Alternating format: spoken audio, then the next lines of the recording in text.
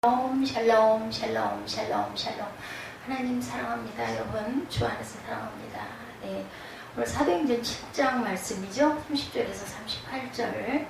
40년이 찼어요. 이제 하나님의 시간입니다. 모세를 40년 동안 광야에서 생활하면서 많은 걸 겪게 하고 깨닫게 하고 40년이 참에 천사가 시내산 광야나 가시나무 떨기 불꽃 가운데 보였습니다. 그래서 오늘 제목은 그냥 The 4 years has passed 이렇게 적어봤어요. 40년 후에, 그죠?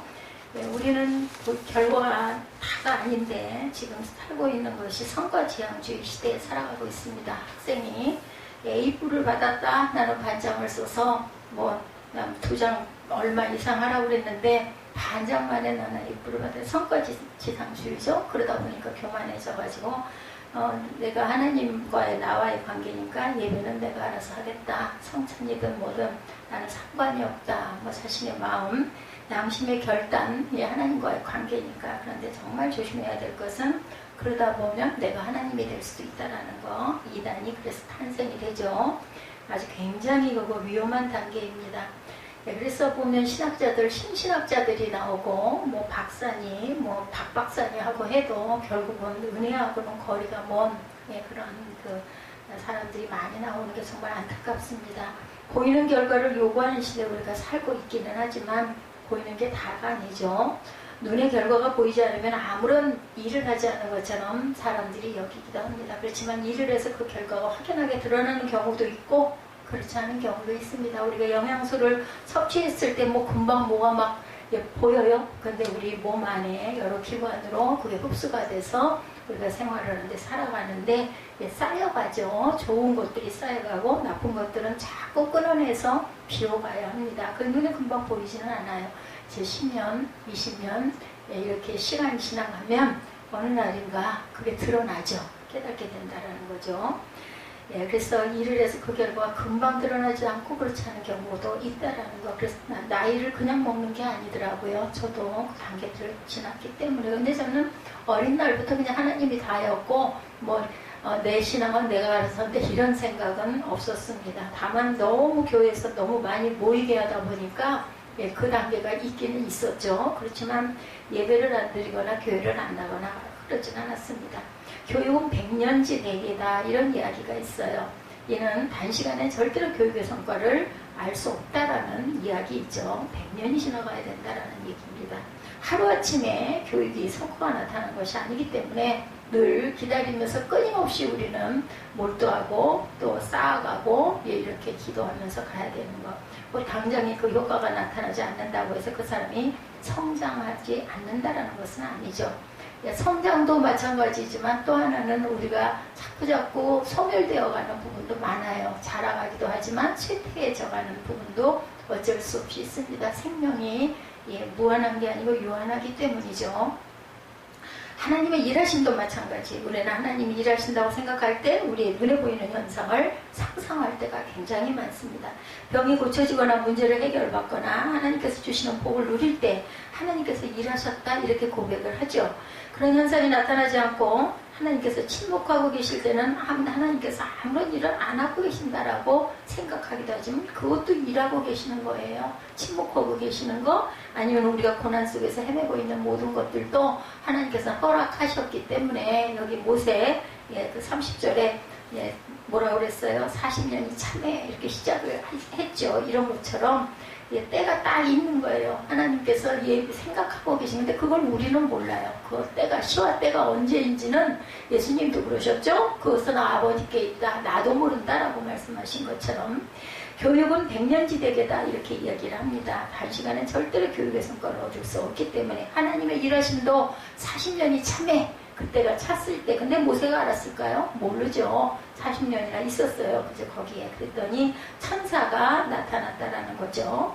병이 고쳐지거나 문제를 해결받거나 하나님께서 주시는 복을 누릴 때 하나님께서 일하신다라고 생각하고 이렇게 39년 11개월 며칠까지는 모세는 이걸 전혀 몰랐습니다. 그런데 40년이 참에 이제 천사가 신의 광야 가시나무 떨기 불꽃 가운데서 그에게 보였다. 내게 천사라고도 해석이 되고 하나님이라고도 얘기하고 있어요. 아인슈타인의 인생의 성공 법칙이라는 그러한 표현되어 있는 그 내용들이 있더라고요. 보니까 여기서 보니까 표기가 뭐 A는 X 플러스 Y 플러스 Z다 이렇게 표현했어요. 인생의 성공 법칙을 보니까 여기서 A는 인생의 성공을 의미하고 X는 일을 의미하고 Y는 노는 것을, 그러면 Z는 무엇일까? 침묵이라는 것이에요. 네. A는 X 플러스 Y 플러스 Z다. 네, 침묵이 당연히 있는 그 시기가 있다라는 거죠. 네, 일하는 것, 노는 것, 침묵하는 것.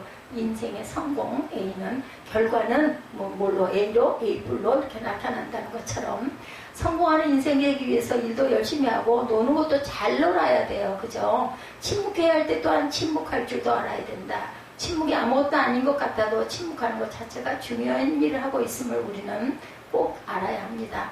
그래서 말은 은이고 침묵은 금이라고 하죠. 침묵은 가장 강력한 언어이기도 합니다. 왜 우리 그럴 때 있잖아요. 말이 필요 없어, 말이. 또 말이 하고 싶지 않아. 여러 가지 그 나타남이 있습니다. 말이 필요 없을 정도로 너무나 잘하고 정확할 때 뭐 말 더 이상 얘기할 필요가 없어. 너무 잘 깨달았으니까. 또 하나는 정말 말하고 싶지 않아. 아이고 지멋대로 하라고 내버려둬서 포기하는 거죠. 또 면으로는 막스 파카라트는 침묵의 세계에서 침묵이란 단순히 말의 포기 그 이상의 것이다 라고 말을 했어요. 침묵이란 결코 수동적인 표현 방식이 아니라 어쩌면 가장 능동적이고 적극적인 표현의 방식일 수 있습니다. 말하지 않음으로써 오히려 가장 강력하게 말할 수 있는 어떤 관계에 있어서도 정말 말하고 싶지 않을 때는 부부가 그럴 때 있죠. 아예 말을 안 하고 일주일도 가고 열흘도 간다고 그래요. 얼마나 답답하고 그 공기가 아주 정말 무겁고 그 뭐라 그래야 되나 긴장감 같은 게 돌아요. 그 사람하고 있으면 말을 안 하는 사람과의 관계는 오히려 더 이게 큽니다. 말을 하면 저도 그런 경향이 좀 있어요. 말을 하면 일단 풀리기 시작했다라는 증거인데 그 전까지는 저는 말을 안 하고 말을 안 하면 눈을 안 쳐다봅니다. 그 사람 얘기를 해도 딴 데를 보고 그냥 보긴 보는데 사람을 보는 게 아니라 그냥 허공을 보죠. 그렇게 얘기를 하게 되죠. 하나님의 침묵은 숙성시키는 시간 40년 동안 39년 11개월 며칠 동안 그죠? 모세의 생애는 3단계로 그래서 나눌 수가 있어요. 첫 번째 단계 20호 왕계로 40년 살았죠. 두 번째 단계는 미디안 광야에서 자민의 양을 치면서 양치기로 보냈던 40년 동안 장가도 가고 그 장인이 그 제사장이었었죠. 예, 그런 데 들어가서 자녀도 낳고 그렇게 살았어요. 세 번째는 출애굽의 지도자로 하나님께서 쓰임받았던 40이라는 모세는 참 밀접한 관계를 갖고 있네요. 보니 40년 동안의 삶. 모세는 하나님께서 쓰임받는 시간보다 준비하는 시간이 배나 길었어요. 80년 동안을 준비한 거예요. 말하자면. 모세가 알았을까요? 몰랐겠죠. 주변의 사람들도 몰랐을 것입니다. 아시는 분은 하나님이셨어요. 하나님께서는 모세를 40년 동안 사용하시기 위해서 80년이라는 시간을 숙성을 시키셨습니다. 성경에 이런 그 내용 본문 30절 40년이 참에 천상하신 산 광야 가시나무 떨기 불꽃 가운데 그에게 보이거늘 사도행전 7장 30절에도 예고로 본문이죠. 40년이 참회라는 의미는 하나님께서는 모세를 40년 동안 기다리셨다라는 말씀이 될 수도 있어요. 미디안 광야에서만 40년을 기다린 것이니 왕궁생활 40년까지 하면 80년을 기다리셨다라는 거죠. 모세는 이집트 왕자의 자리에서 도망쳐 나와 하나님께 아마 수없이 물었고 갈등했고 그리고 정말 고민을 얼마나 많이 했겠습니까? 왜 자신이 무언가 할 수 있을 때 나를 사용하지 않습니까? 라고 소리치기도 했을 거예요. 내가 이집트의 왕자인데 양치기로 살아야 합니까? 도대체 이 생활을 언제까지 해야 됩니다. 얼마나 말했을까요? 그죠? 수십 번 했을 것 같습니다. 그렇지만 하나님은 침묵하셨다라는 거예요. 어떤 말씀도 하시지 않았어요. 하나님의 침묵 가운데 모세는 점점 모난 부분들이 다듬어져 갑니다. 그런 시간들이죠. 자신의 힘으로 아무것도 할 수 없는 존재임을 깨닫기 시작합니다. 부드러워져 가면 나중에 본인이 깨달은 건 나는 아무것도 아니다. 호흡하는 것도 내 마음대로 할 수 있는 게 아니구나. 이걸 깨달아요. 질병을 통해서일 수도 있고 상황을 통해서일 수도 있죠. 모세가 다 숙성되었을 때 하나님께서 모세를 떨기나무 가운데로 부르셨어요. 불이 막 불타는 게 보여가지고 어디 쫓아갔죠. 하나님께서 모세를 출애굽의 지도자로 세우시기 위해서 80년이란 숙성된 시간이 필요하셨기에 하나님은 침묵하셨다라는 것. 숙성된 사람이 좋은 맛을 내죠. 코로나19로 인해서 온 세계가 지금 아주 시끄럽고 힘들고 아주 긴 시간을 우리는 가고 있습니다. 그런데 2003년도에 사스, 기억나시죠? 이름이 중국에서 발생해서 왜 이렇게 중국에서 이렇게 병이 발생을 많이 할까요? 아시아 전역으로 퍼졌을 때도 마찬가지였어요. 사스. 그러니까 벌써 한 2003년이니까 2021년이니까 거의 18년 전이네요. 이 사스는 중국을 비롯한 동남아시아에 엄청난 공포를 안겨다 주었어요. 근데 우리들은 피부 그때 별로 못 느꼈어요. 사스 때는. 이 코로나처럼 이렇지 않았죠. 실제로 많은 사람이 감염이 되고 죽기도 했다고 합니다. 그런데 유독 한국에서만 감염자가 거의 없고 감염자들조차도 모두 회복돼서 사망자가 없었다고 하네요. 해외 언론들은 이것을 보고 이렇게 보도했다고 합니다. 한국인들이 김치를 먹어 사스에 감염되지 않았다. 정말 그럴까요? 면역체가 생겨서 했을까요? 그 사건이 있는 후에 겨울을 나기 위한 우리 식품인 김치가 세계적인 건강식품으로 각광을 받게 되고 그저 수출을 하게 되죠. 서울 국립도서관에서 세계김치연구소가 주최하는 김치학 심포지엄이 열리기도 했습니다. 이 김치가 김치학이 다 됐어요. 그걸 알았겠습니까? 우리 어머니들 모르셨겠죠. 우리 윗대 어머니들. 김치가 제맛을 내려면 어떻게 해야 하냐, 숙성이라는 얘기가 막 그죠? 대두가 되고 그랬어요. 맞아요. 20, 30년 전에. 그 전에 그런 거 몰랐죠. 그냥 좀 땅속에 묻어놓고, 땅속에 묻은 김치가 그렇게 몇 년이 지나도 그대로 있답니다. 채소, 배추도 또 거기다가 이렇게 넣어놨더니 1년이 지난 배추인데도 말짱하더랍니다. 땅속에 항아리를 묻어가지고. 정말 기가 막힌 과학이죠. 맹약구가 필요가 없는. 잘 숙성이 되지 않은 김치는 맛이 없어요. 그렇지만 한겨울을 잘 이겨내고 숙성된 김치는 정말 맛있죠. 1년이 지난 김치도 막 쩡한 그런 느낌. 저도 그런 느낌을 받은 김치를 먹어본 적이 있습니다. 숙성이 잘 되기 위해서는 이렇게 기다림이 필요합니다. 사람도 마찬가지. 숙성된 사람이 좋은 맛을 내죠. 숙성된 사람이 되기 위해서는 시간이 필요합니다. 그래서 하나님이 저를 여기다가 이렇게 묶어 놓으셨구나 하는 생각을 한 지가 얼마 되지 않았어요. 숙성된 사람이 되기 위해서는 시간이 필요하다. 리더는 침묵할 줄 알아야 한다. 침묵할 수 있어야 된다. 아프리카에 그 건기가, 마른 그렇게 비가 안 오는 건기가 오면 수만 마리의 물소떼가 목숨을 걸고 물을 찾기 위해서 수천 킬로미터를 이동한다고 하네요. 이 먼 거리를 많은 물소떼가 이동하려면 리더의 소가 꼭 필요하다고 합니다. 많은 소들을 리더해가는 소는 과연 어떤 소일까? 여러분, 가장 힘센 소일까요? 아니면 빠른 소일까요? 아닙니다. 이들을 리더하는 소는 물이 있는 방향을 정확하게 아는 소라고 합니다. 물이 있는 방향을 정확히 파악하고 그것까지 가장 빠른 경로를 찾는 능력을 가진 소가 팀의 리더가 된다고 해요. 길을 알고 그것을 흐름을 알고 그 길을 빠른 길, 아주 가까운 길을 찾는 소. 이 소는 먼 거리에서도 물 냄새를 맡을 수 있는 후각이 발달된 소라고 하네요. 하지만 그것으로만 리더가 될 수가 없습니다. 리더의 결정적 필수 요건은 침묵을 잘 지킬 수 있어야 한다고 합니다. 수천 킬로미터를 갈증을 참고 걸어온 소떼가 불과 몇 킬로 앞에서 물을 감지하면 본능적으로 뒤에 있는 소들에게 사인을 보내게 된대요. 그러면 매진한 소떼는 일순간 흥분해 조금이라도 먼저 먹으려는 충동으로 질서가 깨지고 페이스가 무너져 버리게 만다고 합니다. 하나가 넘어지면 그 뒤를 따르는 소들이 계속 거기에 걸려서 넘어지겠죠. 살아남는 소는 절반도 되지 않는다고 그래요. 그러므로 소떼의 리더는 물냄새를 잘 맡고 빠른 길로 안내하며 잘 달릴 뿐만 아니라 물냄새를 맡고도 본능적으로 보내는 신호를 억제할 수 있는 소여야 한대요. 마지막 요건이 가장 중요할 것 같죠? 살릴 수 있는 거는 그거를 맡고도 얼른 소리하지 않는 그렇게 머리를 잘 써야 되겠죠? 리더의 침묵이 수많은 생명을 살려낸다는 거죠. 침묵은 하나님의 무관심이 아니세요. 침묵이 중요하지만 침묵하는 것이 쉽지가 않습니다. 그렇죠? 말하는 것보다 하고 싶은 말을 참는 것 훨씬 더 어렵습니다. 우리가 침묵하는 것에 힘들다면 하나님도 힘드실 거예요. 우리는 침묵하시는 하나님이 힘들면 생각하지 않고 침묵하시는 하나님께 따질 때가 많아요. 솔직히 하나님의 침묵은 우리를 힘들게 하는 것은 사실이에요. 평소에는 큰 문제가 없습니다. 하지만 정말 이해되지 않는 상황, 그 사건 앞에서 하나님께 부르짖어 기도해도 하나님께서 침묵하실 때 굉장히 힘들죠? 아무것도 안 하시나 봐. 이런 소리가 입에서 절로 튀어나옵니다. 마치 하나님께서 방관자가 되어서 우리를 관망하시는 것 같다라는 생각이 들기도 하죠. 시편 기자는 시편 83편 1절에서 하나님이여 침묵하지 마소서, 하나님이여 잠잠하지 마시고 조용하지 마소서. 예, 이 다윗과 같은 사람도 이렇게 고백을 했어요. 제발 좀 얘기를 좀 해달라고. 주의 원수들이 떠들며 주를 미워하는 자들이 판을 치고 주님을 믿는 백성들이 어려움을 당하는데 가만히 계신 하나님을 향해 기도합니다. 하나님의 침묵을 우리가 받아들이는 것은 쉽지 않은 일이에요. 그렇지만 우리는 하나님의 침묵을 받아들일 줄도 알아야 된다는 것. 어떤 의미로 받아들여야 할까요? 하나님께서 나를 만들어가는 시간으로 받아들여야 합니다.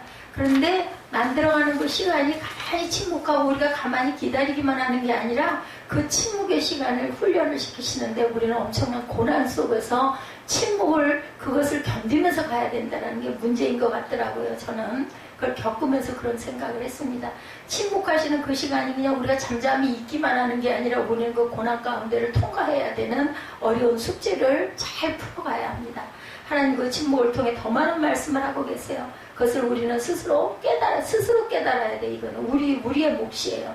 순교의 피가 필요하셨기에 침묵하셨어요. 일본 대표적 현대소설가인 엔도 슈샤코가 쓴 침묵이라는 소설에 보면 17세기 일본의 천주교 박해 상황을 배경으로 쓴 소설인데 이 소설의 중심 내용은 수많은 사람들이 하나님으로 인해 고통을 당하고 죽어가고 있는데 하나님은 왜 침묵하고 있느냐 얘기입니다. 대한민국에서 신앙생활하고 있는 우리는 주님을 믿는 것 때문에 고난, 우리 때는 그렇게 고난당한 일은 없어요. 그죠? 우리 윗대들은 6.25 상황을 통해서 뭐라 그래요? 저 40년, 36년 동안 압제 속에서 예수 믿는 거 신사참배 때문에 순교한 그런 목사님들도 많지만 대한민국은 종교의 자유가 보장된 나라이기 때문에 지금 우리 세대들은 지금 좀 그렇죠. 코로나19 때문에 모이지 못하고 유독 교회가 초점이 모아지는 그 부분이 정말 억울하고 속상할 때가 너무나 많습니다. 마음껏 주님 앞에 와서 예배할 수 있는 것이 얼마나 큰 은혜인지 지나놓고 보니 그죠? 예, 그때가 얼마나 그리운지 모릅니다. 식사는 정말로 하면 안 된대요. 뭐라고 떴더라고요. 절대로 식사는 하면 안 된다. 숫자도 지켜야 되지만 아주 단어가 있더라고요. 절대로 그거는 하면 안 된다고. 예, 식사도 못 합니다 했더니 식사 절대 하시면 안 됩니다 그랬더라고요. 침묵이라는 소설에서도 결국 주인공인 신부가 예수님의 성화를 발로 밟고 배교하는 장면으로 기록되고 있어요. 하나님은 정말 고통당하는 당신의 백성들을 보면서 구경꾼으로 아무런 말씀 없이 구경만 하고 계신 분일까? 아니죠. 복음의 생명력이 이어지기 위해서는 그들의 순교의 피가 필요했던 것이에요. 순교해야 될 자들은 또 순교를 해야 되죠. 순종해야 돼요. 예수님도 이 몸을 입고 오셨기 때문에 그 잔을 피하고 싶으셨어요. 인성이니까 그거 좋을 사람은 아무도 없죠. 우리는 역사를 통해 그것을 눈으로 확인한 세대들이기도 합니다. 대한민국 이렇게 복을 받고 한국교회가 부흥할 수 있었던 것은 믿음의 선배들이 순교의 피가 있었기 때문이다. 그 순교의 피가 필요했기 때문에 하나님은 침묵을 하셨다는 것. 침묵보다 아름다운 언어는 없습니다. 그리고 귀한 언어는 없습니다. 그리고 또 그 대신 그 침묵만큼 힘든 언어는 없죠. 때로는 침묵이 가장 현명한 대답일 수가 있고 침묵에 더 많은 말을 우리에게 건넬 때가 있습니다. 이럴 때는 정말 함께 침묵하면서 묵상이 필요하겠죠. 아주 힘든 시간이죠. 길거리에 가면 가장 많이 만나는 것이 안내 표지판 신호등이죠. 보면 이것들은 말이 없어요. 그렇지만 불빛으로 우리에게 비춰줘서 건너갈 수도 있고 서야 될 때도 있고 우리가 운전할 때도 마찬가지죠. 안내 표지판을 보고 그 방향으로 향해서 갑니다. 요즘에는 뭐 차에 모두 다 내비가 장착되어 있어서 그걸 보면서 우리는 귀로 들으면서 운전을 하기도 합니다.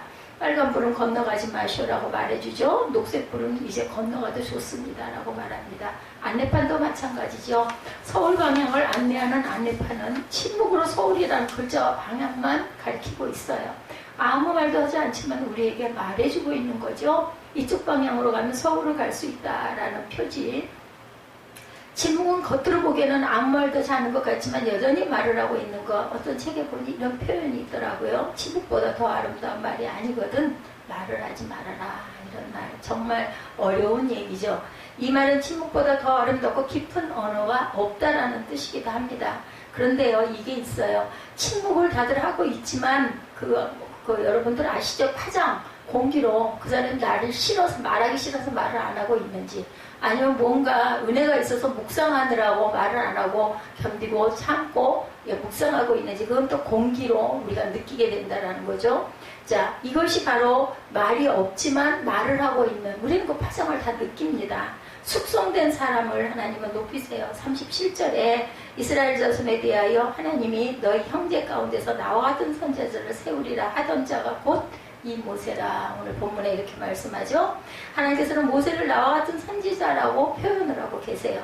이 말씀은 모세는 하나님처럼 백성들을 이끄는 선지자다, 이런 뜻입니다.